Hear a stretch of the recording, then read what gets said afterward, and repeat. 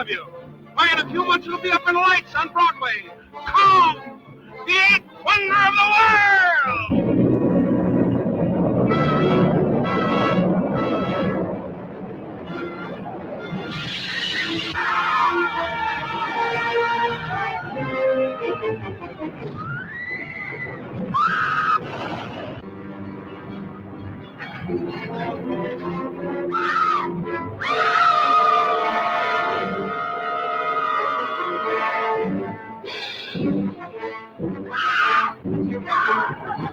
Wild, weird, wonderful. The stuff for which movies were made. Adventure, to make you wonder if it's true, while your eyes convince you that it is. Truly, the thrill of thrills. Don't miss it this time.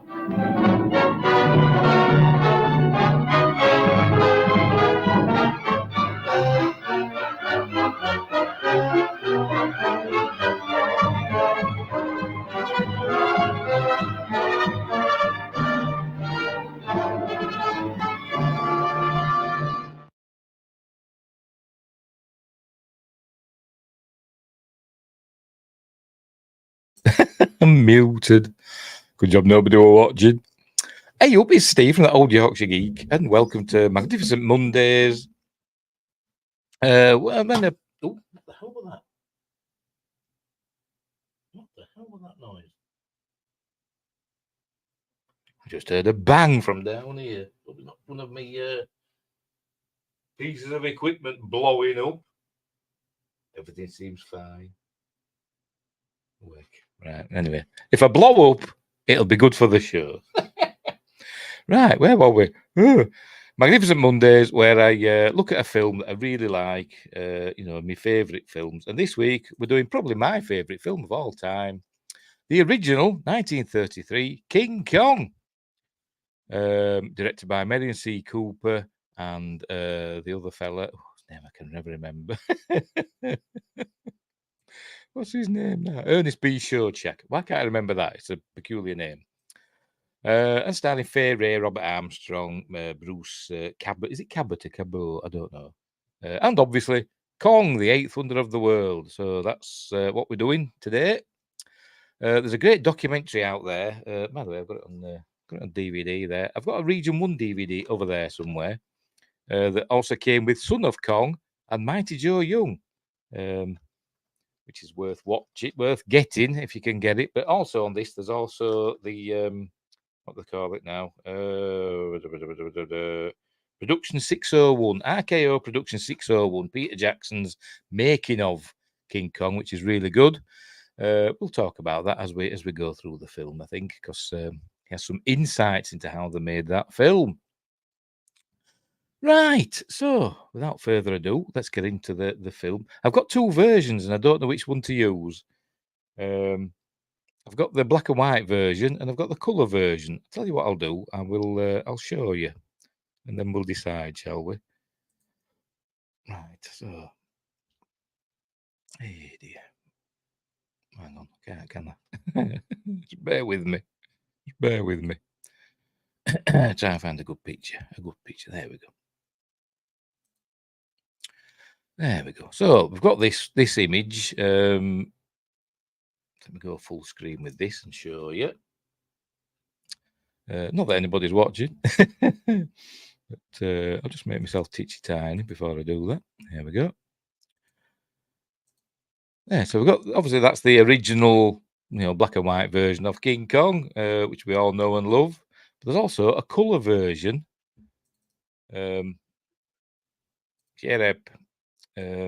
Which I think were done when Ted Turner he did a lot of colorizing films, didn't he, for his TNT or Turner Classic Movies or whatever, because he wanted films to be in colour, and that were famously parodied in Gremlins 2, wasn't it, with Mr. Clamp.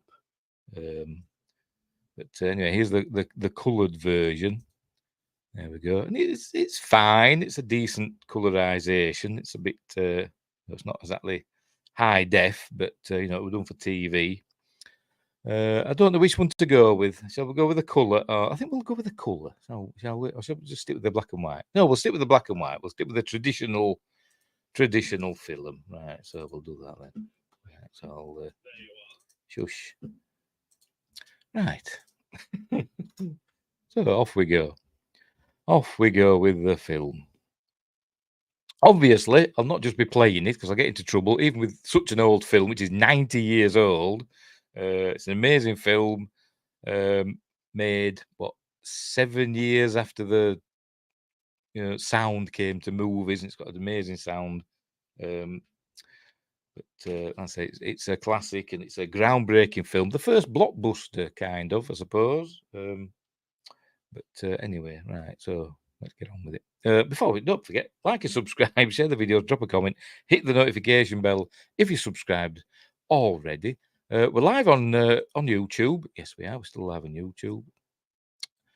And we're live on Rumble. Yes, we are. And we're live on Twitch this time. I keep saying I don't know why I do Twitch. I've lost a follower. I used to have 3 followers. Now I've got 2. So I've lost a follower somewhere. Anyway, never mind. I'll just keep doing it and we'll see what happens. Right, the film. Off we go. All right, and later on I'll upload it to Spotify, Amazon Music Podcasts, and Google Podcasts, and all that jazz. Right, off we go. Off we jolly well go. Right, there we go. So we start off. There we go. A radio picture. Does it say RKO? I don't know it. Never mind.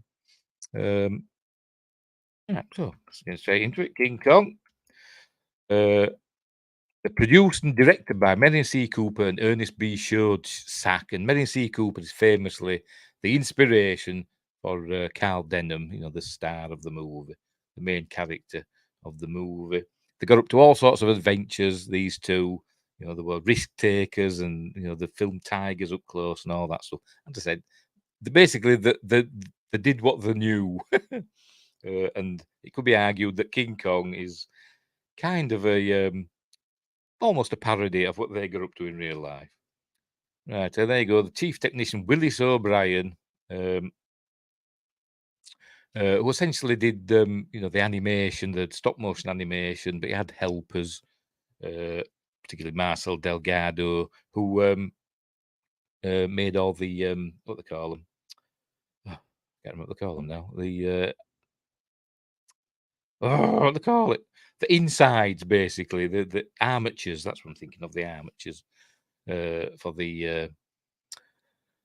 the models. Right, anyways, off we go. Right, there we go. All right, written by James Creelman and Ruth Rose, who she Ernest B. Schoedsack's wife or fiance, something like that. With her first script, obviously from 1933. It's it's not the most amazing dialogue and and acting in the world. Film at this time, but was still quite new, and it was still had a bit of a theatrical bent to it. So you did get kind of overacting or actors not exactly knowing what to do in front of camera. But anyway, the great music by Max Steiner. He famously had a troubled. What's the word? Oh God, I'm not working tonight, am I? He didn't have confidence in his own work. That's what I'm trying to say, and quit several times, only to come back the next day. Anyway, but his score for the film, is one of the great scores of all time. Some call it a Mickey Mouse score. You'll see why. We'll get to that. And there's the players: Fay Wray, Robert Armstrong, Bruce Cabot, Frank Reicher, who plays the captain, Sam Hardy, Noble Johnson, Steve Clemento, James. I have no idea who the last 2 are, or Sam Hardy for that matter. Noble Johnson plays the village chief, and King Kong, the 8th wonder of the world. And then we're going to start off with a card. And the prophet said, and lo, the beast looked upon the face of beauty, and it stayed its hand from killing, and from that day it was as one dead. And it says, old Arabian proverb, but it's not. It was written by, the writers. Old Klingon proverb. I always think that. Right, so we start off New York, New York Harbour, and we get us first look at the Venture. There it is. It's quite a big ship, to be honest. I think in the Peter Jackson version, they made it a lot smaller, didn't they? But it's a decent sized ship, and we see the security chap. I don't know what he is. And this is where we meet the theatrical agent, whose name escapes. I tell you, I forget all the names. I do. I forget all the names. Weston, there we go. Oh, that's Sam Hardy as Weston, the theatrical agent. And he says, "Is this the moving picture ship?" Why don't you say, "Is this the Venture?" And this fella says, "Yes, it is, basically." And he says, "You're not going on this crazy voyage too." He says, "What's crazy about it?" He says, "Well, it's the cargo for one thing." We don't learn what that is. And then it's the crew. And he says, "Not enough to man it." And he says, "Not enough, 3 times more than the ship needs." So they've got a bigger crew than they should have. Although we only see a handful of them. I don't know exactly how many they've got on board. But anyway, they get interrupted by, they talk about Carl Denham. And we learn that he goes out and films lions and tigers and stuff like that. And then he gets called up to the ship by Jack Driscoll, who's Robert. Is it Robert Armstrong or Bruce? I can't remember which is which now. Which is which? I always get them mixed up. It's Bruce Cabot, or is it Cabot? I never know how to pronounce it. As Jack Driscoll, the first mate of the ship, right? And then we cut to the inside, and this is where we meet Carl Denham, Robert Armstrong, Frank Rice as the captain. Captain, what's his bloody name? I know. Engelhorn, that's it. Tell you me and names. And we learned that he's got some gas bombs, as if the authorities learn about that he's got these gas bombs on board. They'll close them down. So they need, pardon me, they need to set sail before the morning tide. So anyway, so that's what they've got to do. Weston comes in and says, he's been sent out to look for a girl for the picture, for the movie that Denham wants to shoot, and says it can't be done. Nobody wants to work with him. All the agencies have basically blacklisted him, except obviously Weston. But he says, I can't find a girl for you. So in the end, Denham goes out by himself, and he says, everybody knows I'm square. As in, he's not a fly by night, film producer / director. He's the real deal. But apparently he's got a reputation for recklessness as well. So he's going to go out and find a girl, even if he has to marry one. And this way we go there. We're in New York now. That's Times Square. And gets out of a cab. And he goes to a women's mission. Because remember, this is the height of the Depression, where there's a lot of poor people about. And women going into the mission for soup and stuff like that. So he thinks, well, they're no good. So then he goes to this little vendor, and as he's inside, he's talking to the vendor. Here we get his first look at Anne Darrow, played by the beautiful Fay Wray. And she's thinking of stealing an apple. There she is. She doesn't actually pick it up. She's just touching it. But she probably would have done. She could have got away with it. But the shopkeeper interrupts her. And he grabs hold of her, says, "Now I fetch a cop." And Denham intervenes and gives him a book. "Hey, here's a book." And so she almost faints in his arms in, 30s starlet style. He says, "Hey, taxi," and basically whisks her away to it's essentially a cafe, but they're all really well dressed. I mean, it was a different age, wasn't it? It was a different age. So he's fed her and watered her. And she says, "You're very kind." And he says, don't fool yourself. I'm not doing this out of kindness. Basically, he's picked her. She's going to be the star of his film, but she's unsure. And he says, "It's money and fame and fortune and a long sea voyage which starts, at 6 o'clock next morning." And she says, "Oh, I do want the job," but she doesn't understand. So he explains himself. And he says, "I'm on the level, no funny business," and off they go. She says, "Okay then." Then it's next morning. They're all ready to go. this is Driscoll ordering the men about, being all gruff because it's he's a sailor and he's saying, "You men, get down on those hatches," blah blah blah. He's not talking in a pirate voice though. And then Anne appears. She wanders up, and he's just shouting at him, and he lashes out like that and gives her a whack in the face with his hand.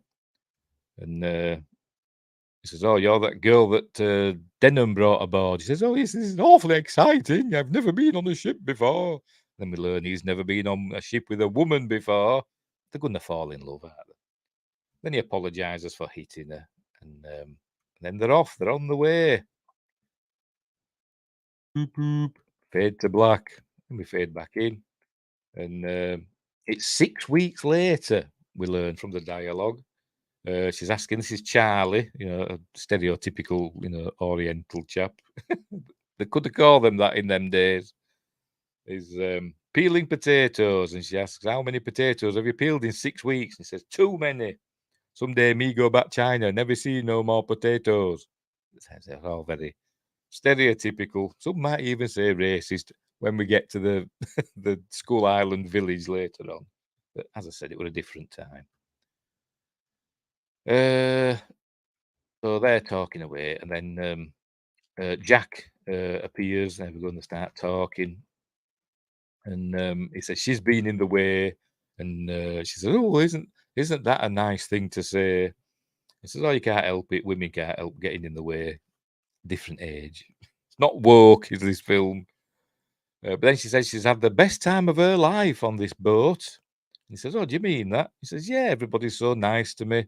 And she says, "Don't you think the captain's a sweet old lamb?"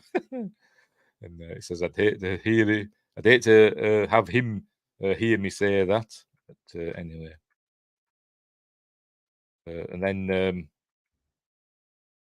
we see a monkey tied up. A bit of animal cruelty for you there. That's Iggy, the ship's monkey. And she's stroking Iggy, and then Denham comes up and says, "Beauty and the Beast, eh?" And Jack says, "Well, I never thought I were good looking." Anyway, Denham tells her to put on one of the dresses he's brought along. He's got a costume box. I presume he's got a because they're going to do a test, screen test thing, film test, whatever. And I presume he's got developing equipment as well, because if he's going to film her and see how she looks on film, you'd think he'd have the stuff to develop his film to check it, wouldn't you? So I presume he's got all that. He's like a one-man studio. It seems to be anyway. There's nobody else. And obviously, it's a silent film that they're producing as well. It seems to be anyway. Anyway, Jack says he's got some butting in to do. He says, when are we going to learn where we're going? He says, soon. And he says, he's not afraid for himself. It's for Anne. And Denham says, "Oh, you're falling for her, are you? Yeah, better cut it out." And then he says that's the theme of his movie. I don't know how he knows this theme of his movie, because he doesn't really know what's going to happen, but apparently he's got it in his head that the theme of the movie is going to take along a pretty girl to this island with a beast on it. The beast is going to fall for the girl. And he says the beast was a tough guy too. He could conquer the world, but until he saw beauty, he lost his wisdom, and the little fellas licked him, which is essentially what happens in the film. Anyway, so we find out where they're going. So we find they're going to Skull Island. He got the map and the coordinates from a Norwegian captain who came across some islanders that had been blown out to sea and on their canoe, and they all died. But before they died, he got a description of the island and roughly where it is. So that's where they're going. And then there's the island, Skull Mountain, jungle, village, and the only way through it is through a coral reef. There we go. No, permanent storms, around it in this one.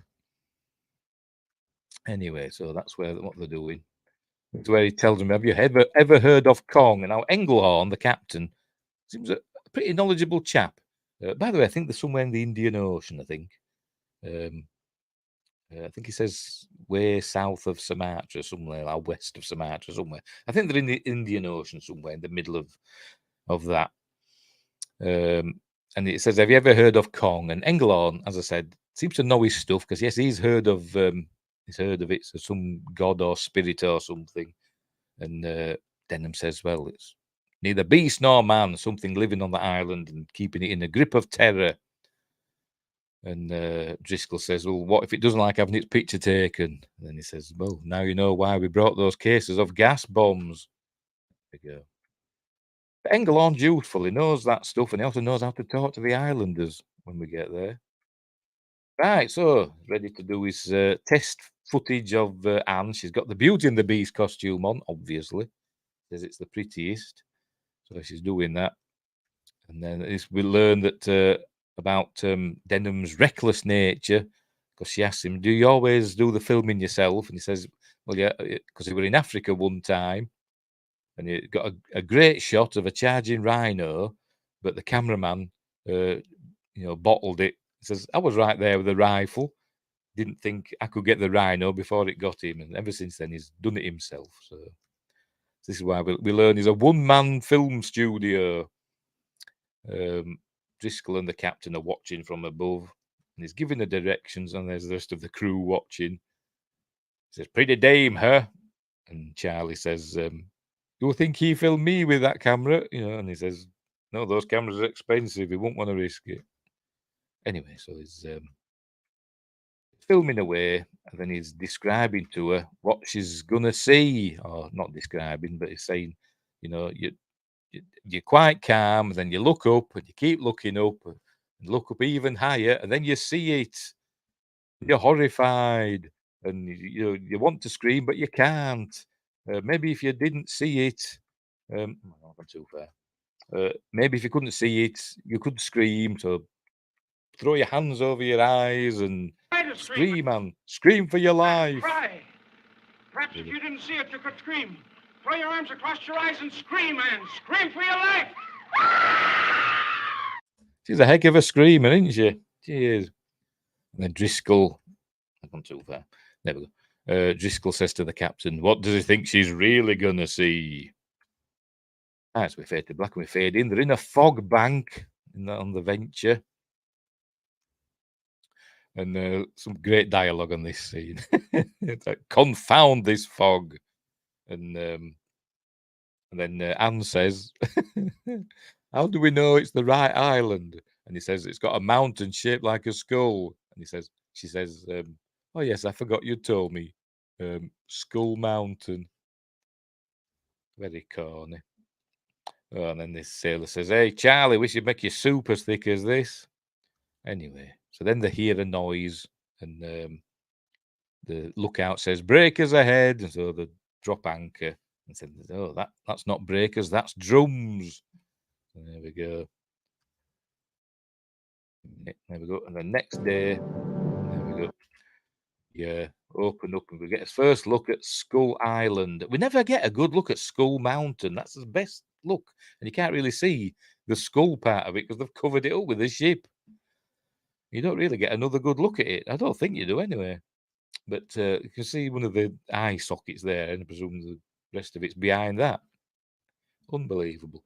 Anyway, they see the wall, and there's the village here, and the beach, and all that. And you see birds flying about in a minute. Never mind. So there we go. So there it is. So they're ready to go ashore now. So they're going to send 12 men, and he says the captain should come because he may be able to talk to them. And Jack says Anne shouldn't go until they find out what's going on. And he says, no, she is going, and along with the costume box, because you never know, we might get a swell shot right away. So they're doling out the rifles and the gas bombs, and off they go to the island. Look, let me just mute the bugger. There we go. So they arrive at the island in the boat, on the beach, I mean. And they all pile out, and they said, well, you thought everybody would be on the beach watching them, but there's nobody there to greet them. But then we learn they hear music, well, not music, but drums, well, kind of music. We hear Max Steiner's amazing music, but obviously they ain't got an orchestra there, have they? But anyway, they say, what a show. And then we see them dancing away in a minute. But they're looking at the wall first. And Captain says it might almost be Egyptian. But Anne says, who do you think built it? And he says, oh, and Driscoll says, oh, I was in Angkor once. That's bigger than this, and nobody knows who built it. I presume it's on about Angkor Wat, the temples there. I think they know who built those. Because they're not that old, are they? Anyway, so they go deeper into the village, and then he has a look. There's Denham. Then we see the show going on. There we go. There's Noble Johnson. Is that right? Did I get that right? I forgot his bloody name already. Yes, Noble Johnson. Yeah, as the chief. They've got a big ceremony going on. This young lady here is obviously the sacrifice to Kong that they're going to do.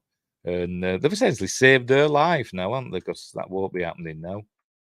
So he decides to get his camera out and start filming. And obviously they see him. So he stops.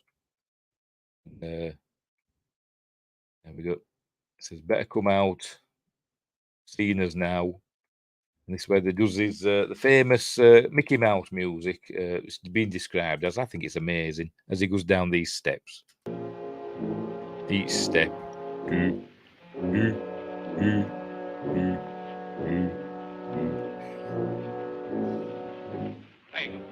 That's it. It's, some people describe it as Mickey Mouse music, but not me.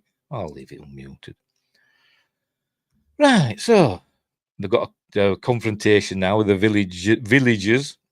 Luckily, the chief can speak to him. He says it sounds something like the language of the Nias Islanders, whoever they are.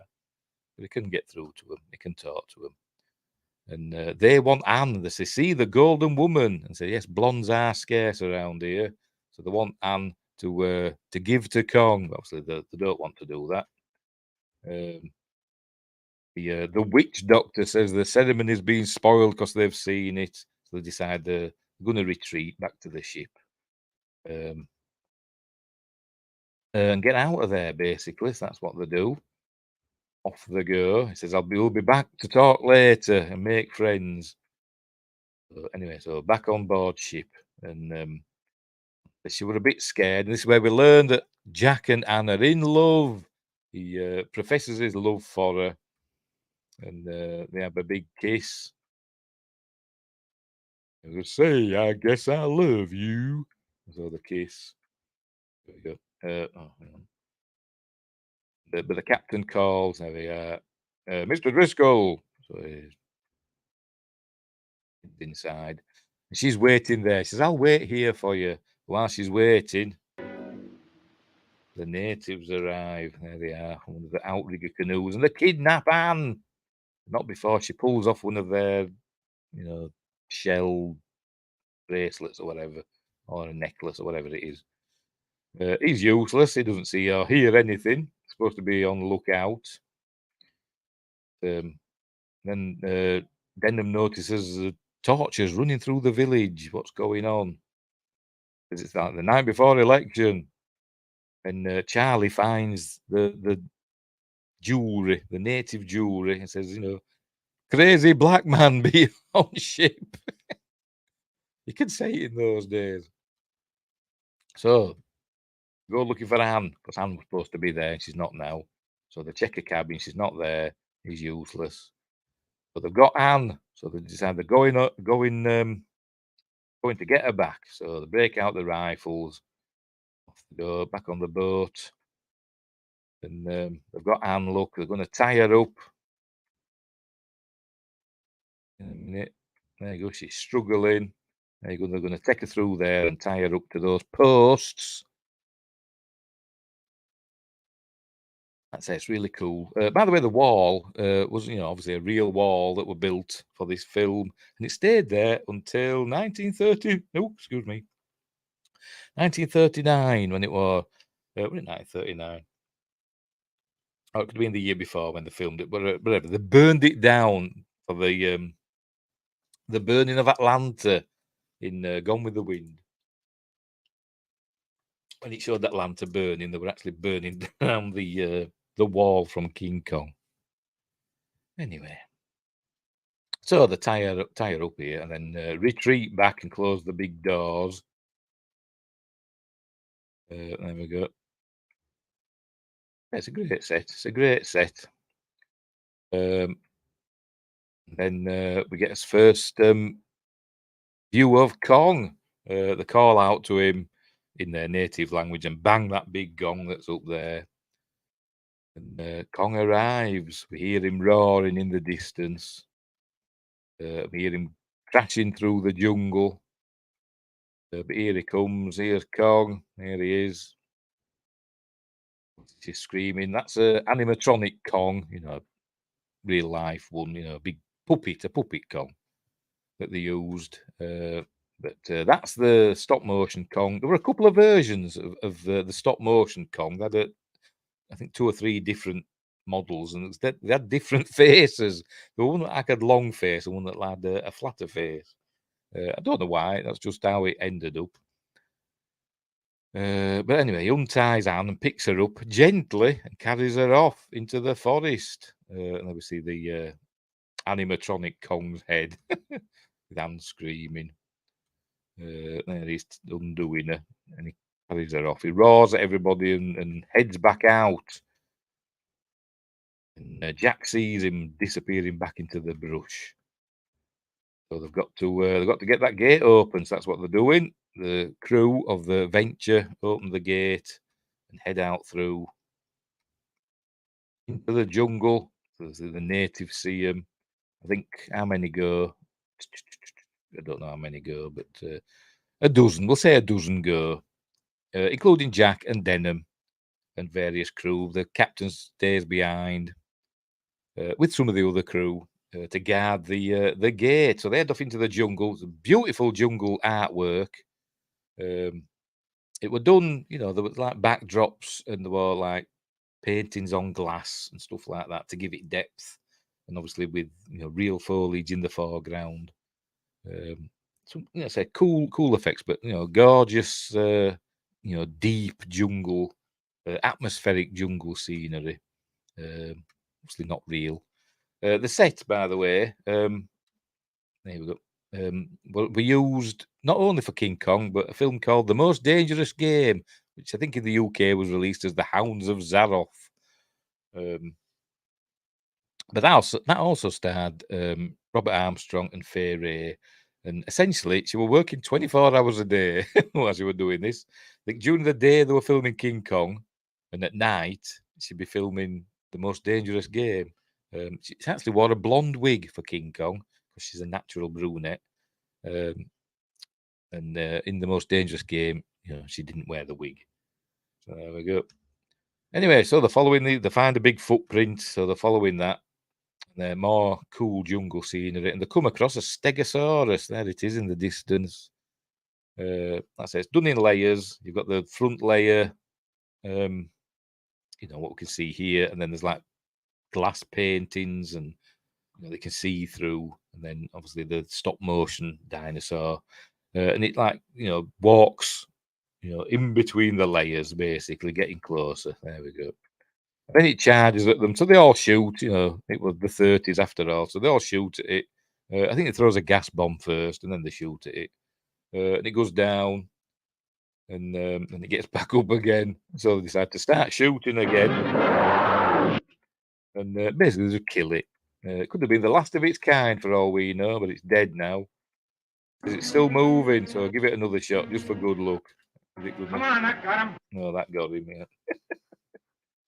Finish it off, poor thing. But anyway, so they walk past it. The seats. Come on, man. As you get a lot of inspiration for Ray Harryhausen. This was the film he saw when he was, I think, only 12 or 14. He was young anyway.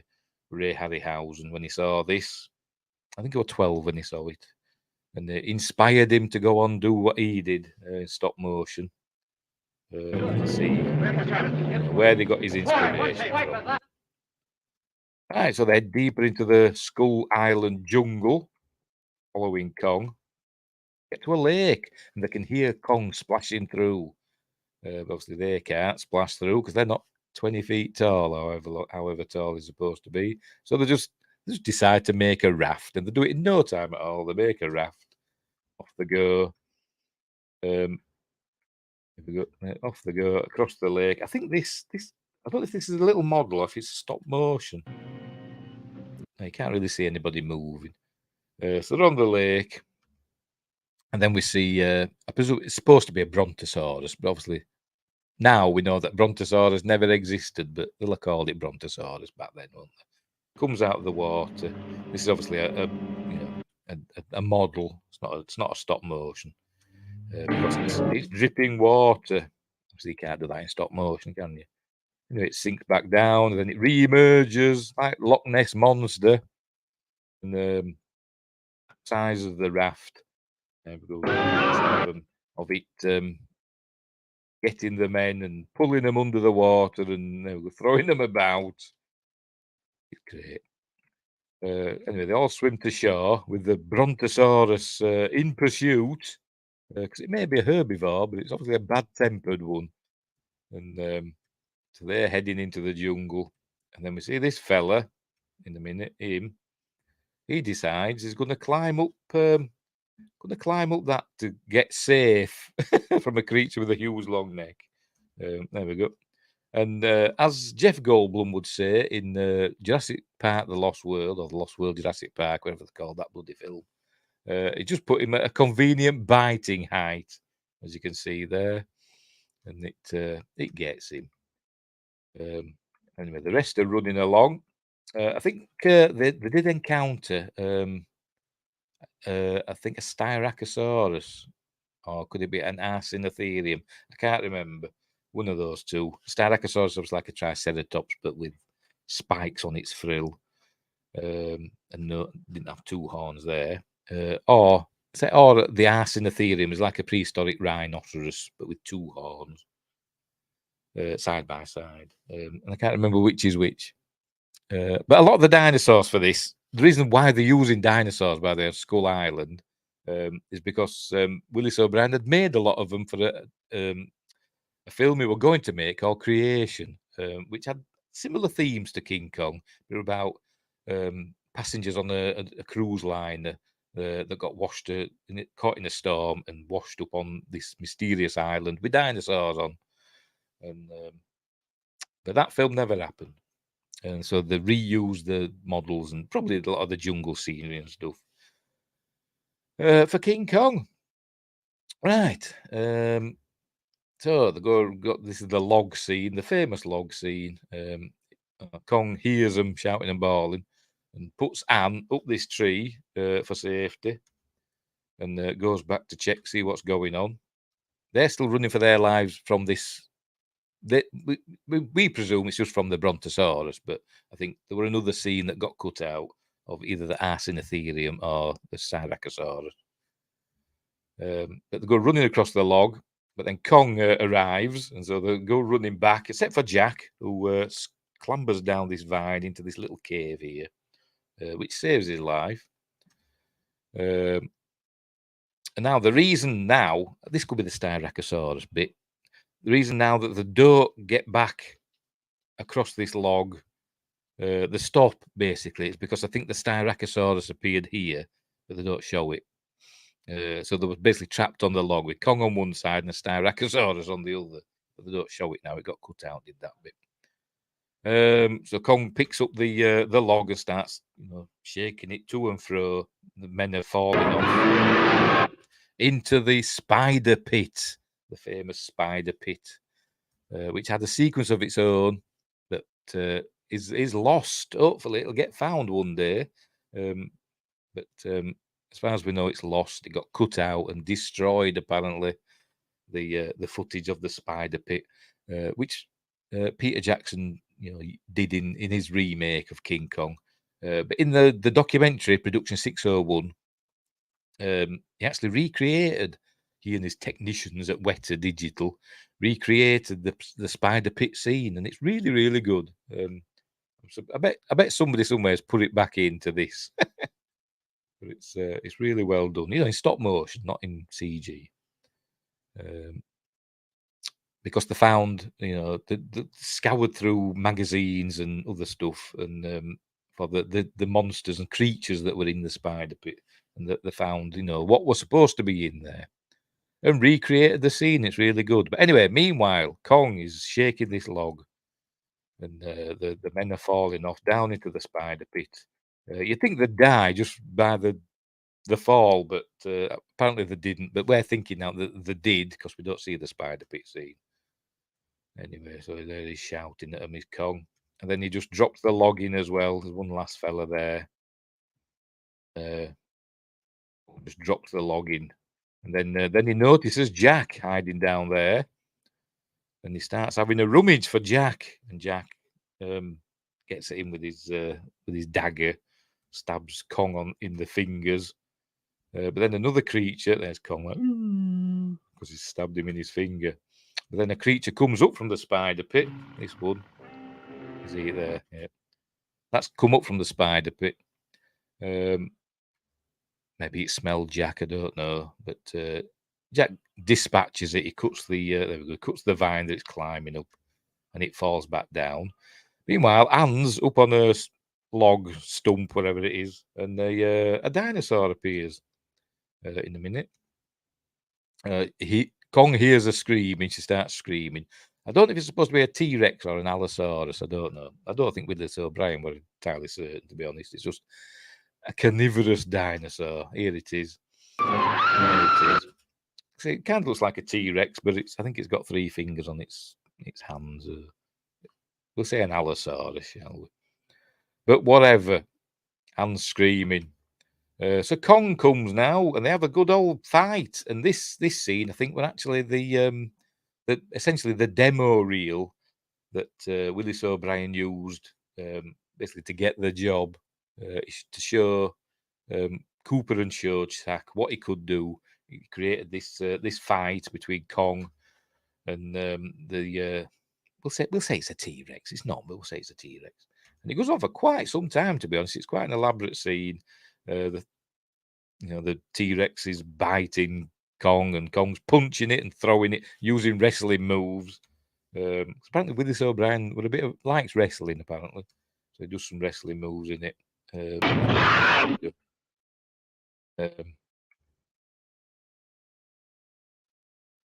Obviously, Kong wins. Kong gets the better of the dinosaur. He ends up climbing on its back. They knock over the tree stump thing that Anne was on. So she's trapped under there. And they're still fighting away. And Kong gets on its back now. There we go. He gets on its back and he gets hold of its jaws and it tears its jaws apart. There we go. It kills it by breaking its jaw. But it doesn't actually kill it. Well, it is dead, but as we see later on, it's actually still breathing, which was a nice little touch. Anyway, so Kong dispatches the dinosaur. Gets its neck, look. Quite gruesome, to be completely honest. I should have used the colour version, shouldn't I? Anyway, and so he's the king now. He's the king of Skull Island, and he lets everybody know. So anyway, he goes and picks up Anne gently. He's just dealt with that. She's probably got T-Rex blood all over his hands, and he just picks her up. There you go, moves the stump out of the way. She tries to crawl off, but he scoops her up. Now we see she's in an animatronic hand. So it's in that, multiple layers. There's Kong in the foreground, the stop motion one. She's there screaming, obviously, in the animatronic hand. But anyway, sets off again. Anyway, Jack climbs up. We see that Denham survived. He got caught. I forgot to mention. As the others were running, he got caught on a branch, and he says he got to cover. So there's just those 2 left alive.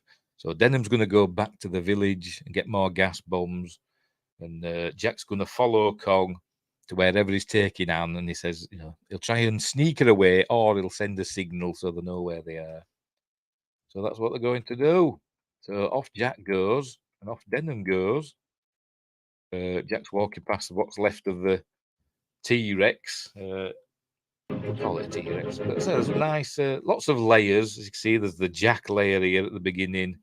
the T-Rex there, loads of jungle layers, and then Kong way off in the distance, look, walking off. There we go. And some birds and stuff, whatever, pterodactyls flying about as well. 1933, 90 years old. And when Jack disappears around here, he reappears here as a stop motion fella, as we'll see. He goes round the back of this this tree here. When he comes round that side, is stop motion. You ready? Go on.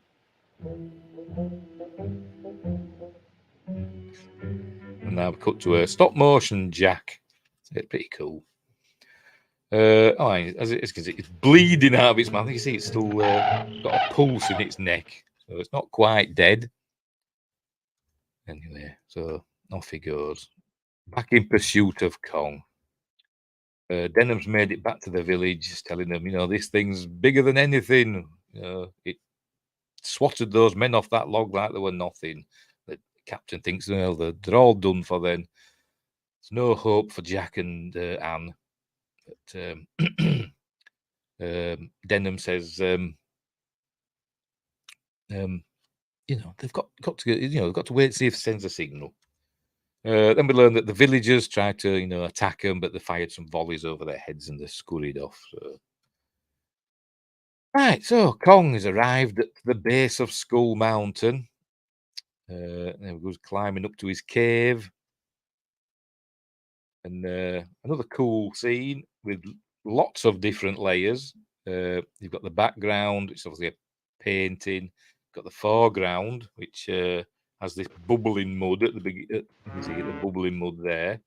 Then you've got this layer here that's got water reflecting and moving about. You've got a smoke layer there. And you've got Kong coming in. More smoke there. So lots of layers. I don't know how they did it. And we're also going to see Jack as well. So Kong comes in. And there's Jack. And I think we see him in the background. Kong doesn't notice him. We can see something's moving about in the water. Foreshadowing. But Kong's there. He puts Anne down. We see Jack in a minute in the background. See him yet? I'm sure. I could have swore we saw him. Tell you. Anyway, puts Anne down. Gives her a look, and then he turns away, and he's like, he picks some flowers for her. We see him, he turns around, and he's sniffing some flowers, just as another creature appears. As we're watching now, another creature, it's some sort of plesiosaur or something. Maybe it's an elasmosaurus. I don't know, I'm just guessing. That comes up to try and get Anne, but she screams, obviously alerting Kong, just as he's sniffing that flower. So another fight now. So he has a fight with this plesiosaur. It's wrapping itself around his neck and that, but it makes short work of it.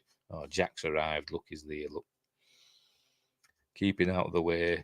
Anyway, Kong makes short work of the plesiosaur, batters it to death, as we see in a minute. There we go. So that's another creature he's killed. So I wonder if there's anything left on this island, isn't it, to be completely honest? So he picks up Anne and heads out to his little lookout point that he's got. And he pops her down again and leaves her, goes has a look round. There we go, just making sure everything's okay. Obviously it's not. But she's waiting there. Anyway. It's where he has a sit down with her now and basically starts taking her clothes off. This part got cut from, I think, the re-release. The re-release a few years after it was originally released, and it was, some scenes were edited out. There are some quite violent scenes later on, and this scene as well, where he's basically peeling her clothes off. There we go, and he's sniffing them as well. He's a pervert, it's King Kong. There we go. It's no nudity, but it's risque for the time. They got put back in. There's Jack lurking. Jack accidentally knocks some rocks down and distracts Kong. So he goes in to check what's going on. Jack's hiding on the left-hand side. So she's left alone again. So obviously something's going to come, and it does in the form of a pteranodon. Here it comes. Pteranodon arrives and tries to pick her up and carry her off. So Kong intervenes and grabs hold of it. It drops her. So he dispatches the pteranodon with ease. Basically bites it and throws it. And there's actually a mistake here, but I'll probably not find it. There's one frame where there's what they call it. I can't remember what they call them now. They used to use what they call them now, like a measuring tool, like a frame, like one of these sort of thing, where they could mark where the position of the model, and they left that in when they took one shot, and so it's still in there somewhere, but I'll not land on it. Anyway, while all that's going on, Jack gets Anne, and the clients start climbing down this vine. She's hanging onto his neck. Cool shot though, by the way. You can see the wall in the distance, and the beach, and the venture out at sea. Look, cool stuff. Right. So meanwhile, Kong's still occupied with that pteranodon. They're climbing down. Then he notices where they've gone. He starts pulling them back up. There's Kong. Here he is, pulling them up. And the let go of the rope, fall down to the water. That was close, wasn't it? Almost dashed on the rocks. But anyway, they've escaped from Kong, so they get back out the water and they head back. I don't know how he gets back. I think he says we followed the river, so maybe that's another way that avoids where they cross the log part and the spider pit. Must be another way back following the river. Right, so meanwhile, back at the village, they're waiting. It's obviously morning now. They're still running through the jungle. And then they get spotted. Look, it's Driscoll and the girl. Hey! And, they've got to give him a nip of brandy. And she says, I'm all right. And then faints. But then Kong comes. And, before that, Denham says, they ask about where's Kong. And Driscoll says he's on the mountain where nobody can get at him. And Denham says if he stays there, we've got something he wants. So they decide that they're going to try and capture Kong, but then Kong's actually on his way. So they close the gate, they call the villagers out, say, come on, help us, Kong's here. So anyway, Kong arrives, he wants to get through the gate, and he obviously breaks through, they can't hold him because he's cross, and he wants Anne back. There you go, he's breaking the bar, and here he comes, the famous shot.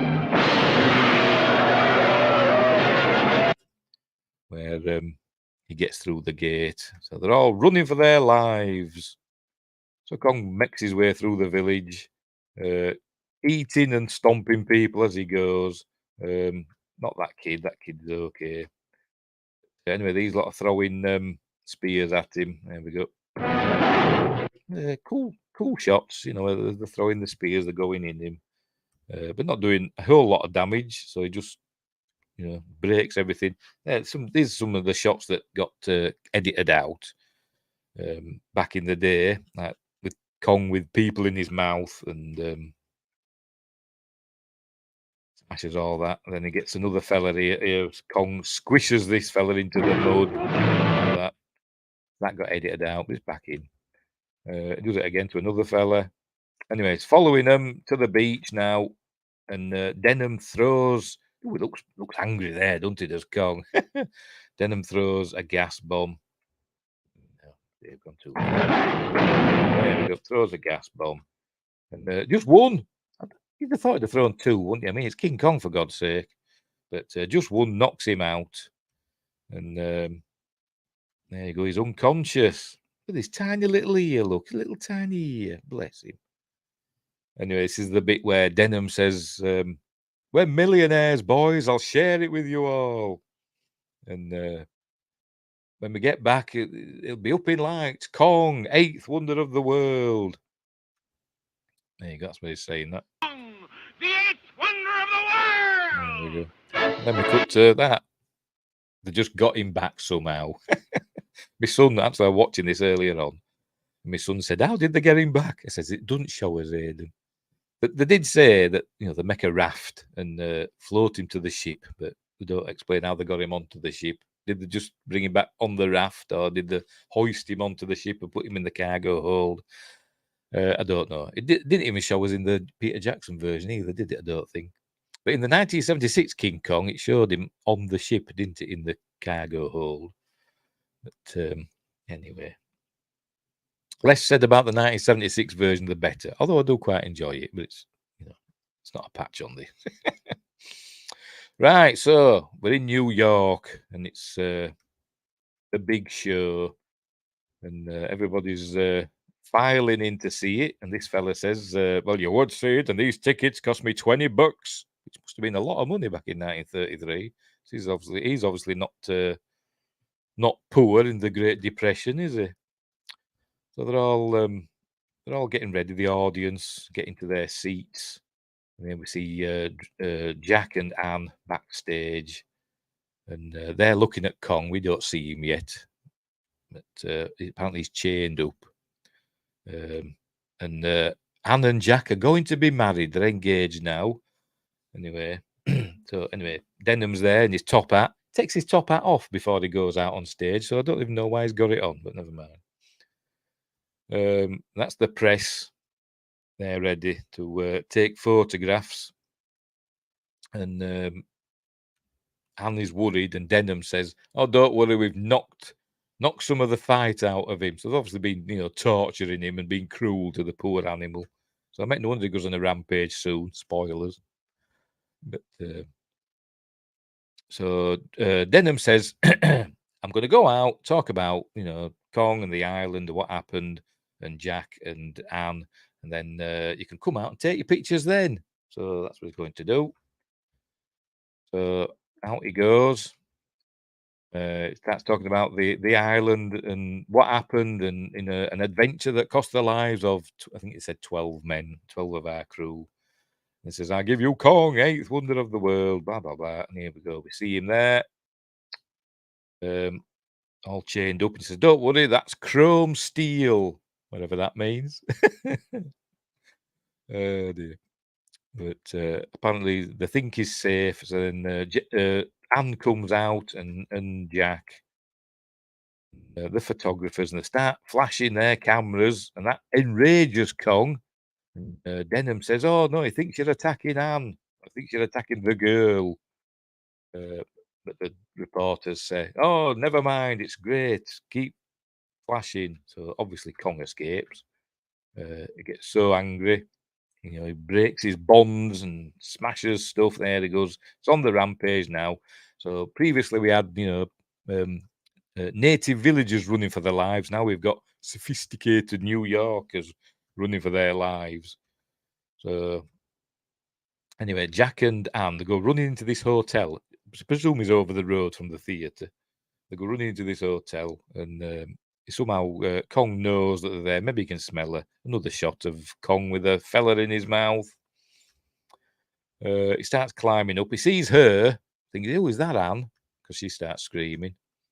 There's the police. So Kong's climbing up the building, and I think that's a different woman, but Kong has a look, and he drags her out, picks her up, and he sees that she's not got blonde hair, and so he just lets her go. He sees it's not Anne. Anyway, so he just lets her go.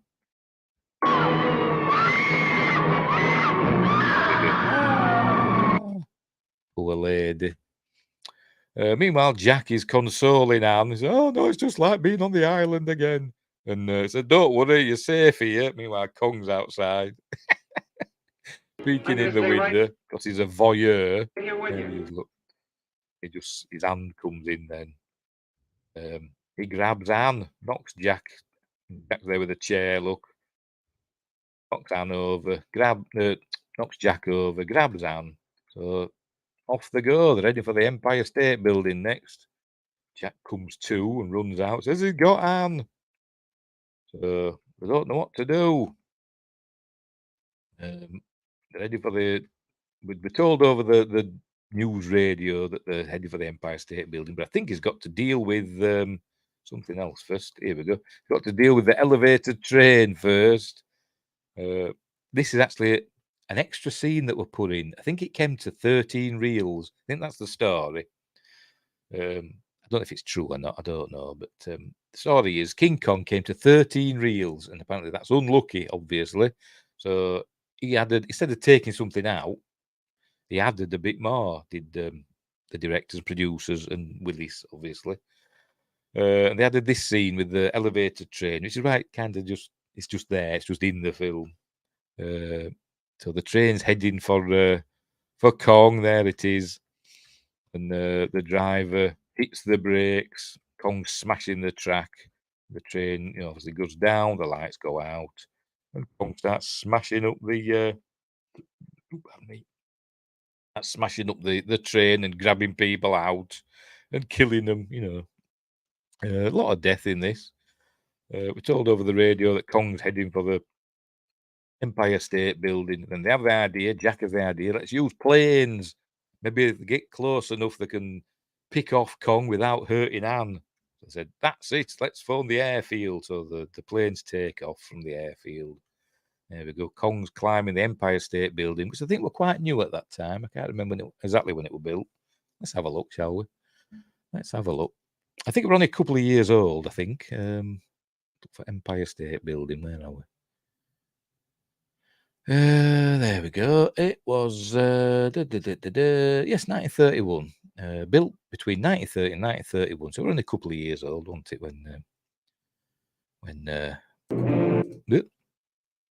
when this film came out. So anyway, off he goes, climbing up.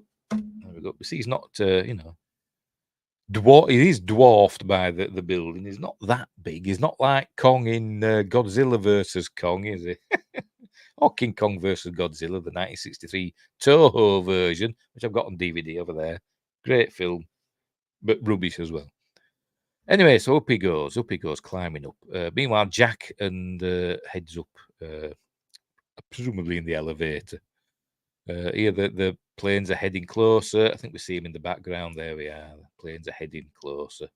As Kong gets to the top, it's obviously, it's the highest point, so he thinks it's like, his home. It's like his school mountain, isn't it?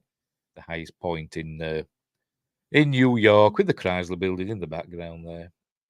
By the way, all these backdrops are not just photos or paintings. It's actually, film backdrops, because you can see stuff moving. There's boats moving on the river and smoke and plumes and stuff.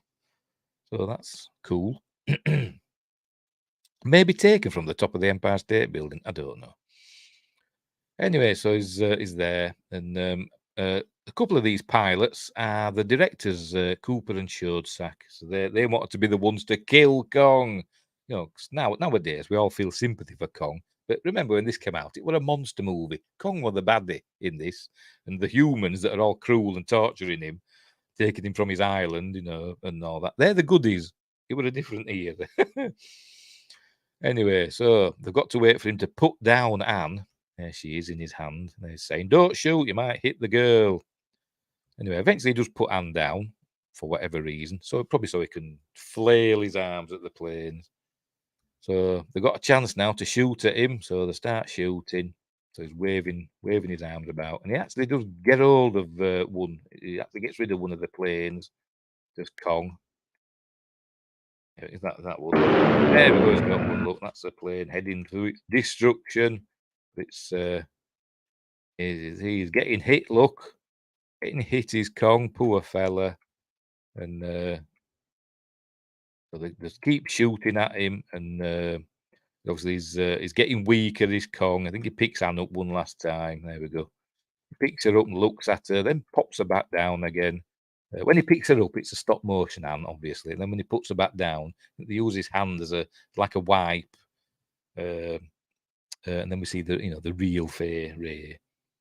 But he gives her one last stroke, and then a plane comes in and shoots him, and one last time, and that's it. That finishes him, and off he goes. Oh, it's so sad. He falls to his death. what is it, 1,000 and whatever feet? I don't know, 1,500 feet or whatever, falls to his death. Jack gets Anne, and they're safe. Their Kong's dead on the sidewalk, as you say in America. And the police, there's Anne, Carl Denham.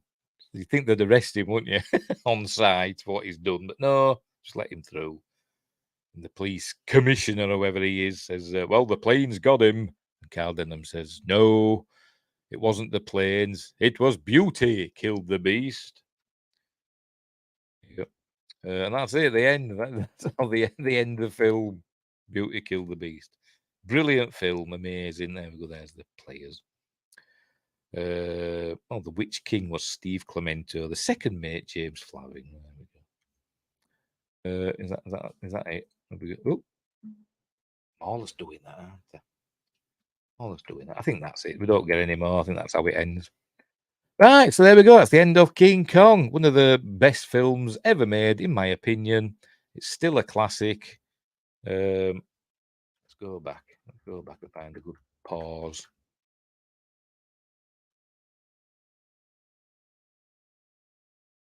That'll do.